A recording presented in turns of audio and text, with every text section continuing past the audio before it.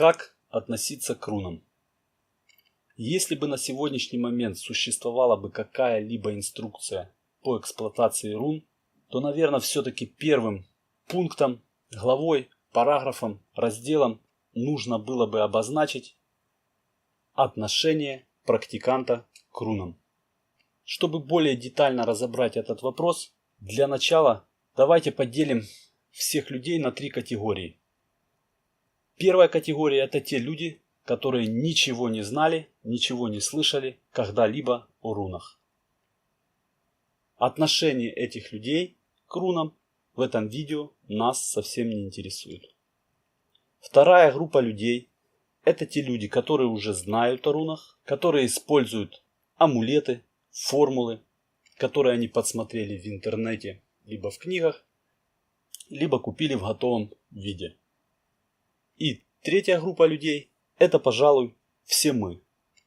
Те, кто сознательно решил для себя, что он хочет изучить руны, понять руны, использовать руны в своей жизни, как в магических, так и в прорицательных, гадательных целях.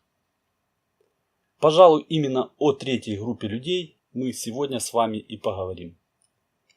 Итак, как же все-таки относиться к рунам? Первое, что бы я хотел отметить, в вашей взаимосвязи с рунами должно быть уважение. Нормальное человеческое уважение, то, которое вы испытываете ко всему, что вам дорого и ценно в этом мире. Ведь не зря в мире существует масса пословиц, типа «что посеешь, то пожнешь», «как постелишь, так и выспишься», «как аукнется, так откликнется», ну и тому подобное. Думаю, нет смысла вам все это перечислять. Исходя из уважения, еще одним важным аспектом в взаимоотношениях с рунами должна быть их особенность. А то есть, не дергайте руны по пустякам.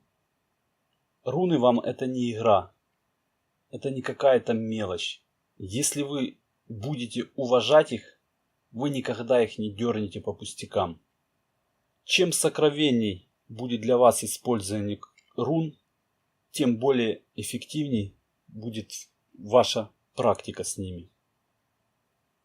Если вы уважаете руны по-настоящему, если вы цените их присутствие в вашей жизни и обращаетесь к ним в определенные моменты, когда вам это необходимо, то в момент обращения, неважно, хотите вы создать амулет, формулу, либо хотите прорицать, гадать на рунах, любому этому действию вначале должно быть вступление, прелюдия, подготовка. Не используйте руны как какую-то обычную вещь. Если вы будете их уважать, вы никогда к ним не будете относиться как к чему-то обычному. Если у вас возникла нужда и вам нужна помощь в рунах, подготовьтесь к тому, когда вы будете их использовать по данной вашей потребности. Давайте как пример рассмотрим такую простую ситуацию из жизни, когда нам всем что-то нужно от определенного человека. Друга, коллеги, сотрудника, босса, директора, родителей, бабушек, дедушек. Неважно. Важен тот момент, что мы будем их о чем-то просить. О чем-то важном для нас. О чем-то том, в чем мы не хотим получить отказ. Как вариант, нам нужно отпроситься с работы на 2 дня. Ситуация такая. Вы работаете в офисе на какой-либо там должности. Вам поступает звонок. В данном разговоре обсуждается тот вариант, что на выходные вы поедете где-то там отдыхать, но вам нужно захватить еще четверг, пятницу как выходной. Вам эта идея понравилась.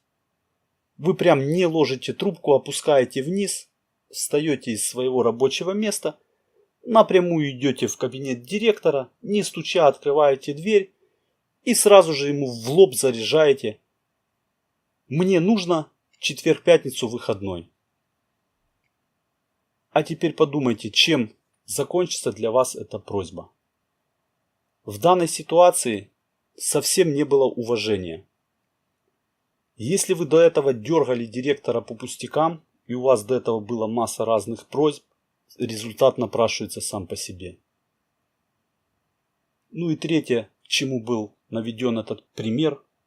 В подготовке данной просьбы совсем не было прелюдий.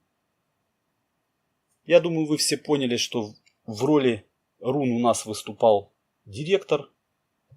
Точно так же, когда вы со своими просьбами будете обращаться к рунам, вы будете получать аналогичные ответы, если будете вести себя так, как вел себя сотрудник в этом примере. Это, конечно, такой поверхностный скользящий пример. Ни в коем случае директор руны — это несопоставимый пример, да и вообще это жизненная ситуация. Но где-то, я думаю, у меня получилось вам навеять ваше сознание, каким же должно быть ваше отношение к рунам. Если же в целом говорить о вашем отношении к рунам, оно будет лично ваше, индивидуально. Оно будет меняться изо дня в день на протяжении всей вашей жизни с рунами. Из своего личного опыта я помню те дни, когда руны впервые проявляли себя в моей жизни. Это было что-то из рода чуда, волшебства. Эти ситуации способствовали тому, что у меня усиливалась вера в них, и это кардинально меняло мое отношение к ним. Из чего-то того, что я очень долго изучал, сравнивал с чем-то, сопоставлял, начинала рождаться та информация, которая преобразовывалась именно в моем сознании, и это способствовало к изменению моего отношения к рунам. Пожалуй, это пока все. Если у вас остались вопросы, пишите их в комментарии. Я с удовольствием дополню эту тему.